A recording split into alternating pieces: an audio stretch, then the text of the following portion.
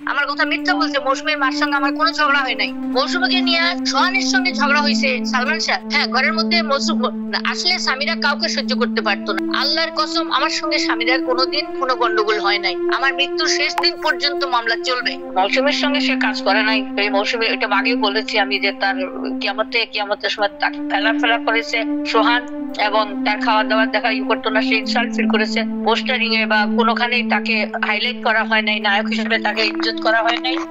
মৌসুমীর সঙ্গে এটা তো কালকে কে জানি বললো একটা সাক্ষাৎকারে, মকসুদ। হ্যাঁ, ঘরের মধ্যে আসলে স্বামীরা কাউকে সহ্য করতে পারতো না, না মাকে না কাউকেই না, কারণ তার মনের মধ্যে একটা অন্যরকম ছিল।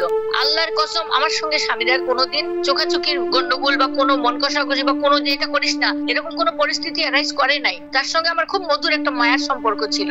8 মাস ছিল আমার বাসায়। ওরা হাজবেন্ড ওয়াইফ ডেইলি ঝগড়া হইতো। আমি কথা বললে ঘরের রুমের ভিতরে আমাকে নাকি গালাগালি করতো, এমন কান্তর বলতো, আম্মা তুমি এত আদর করো আর ওই বেঈমানটা তোমাকে গালাগালি করে। আমি তো বাদ দে, এগুলো হয়ে যাবে। আমি চাইতাম বিয়ে হয়ে গেছে, আমার তো মেয়ে নাই, ঠিক হয়ে যাক। কিন্তু স্বামীরা তো আমার নামে অনেক মিথ্যা কথা বলতেছে, যে এগুলোর বিচার আল্লাহ করবে, নিশ্চয়ই করবে। তারা তো 2টা মেয়ে আল্লাহ দিয়েছে, তাকে একটা ছেলে দিয়েছে হয়তো এগুলো পরীক্ষার জন্য। আমার সাথে কোনোদিন স্বামীরা কোনো গন্ডগোল হয় নাই। ও আমার চরিত্রের সম্বন্ধে অনেক কিছু বলছে। ডন বলতেছে কি আমার চরিত্র খারাপ ছিল। আমার এখনো শুনলাম একটা আমার জন্য সালমান শাহ মরে গেছে।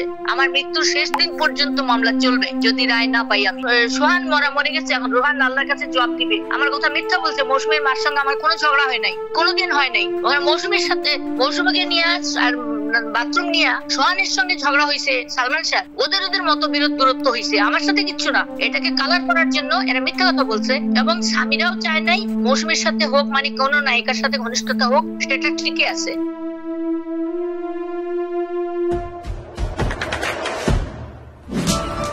দেশে দেশে সবার সাথে দ্য নিউজ।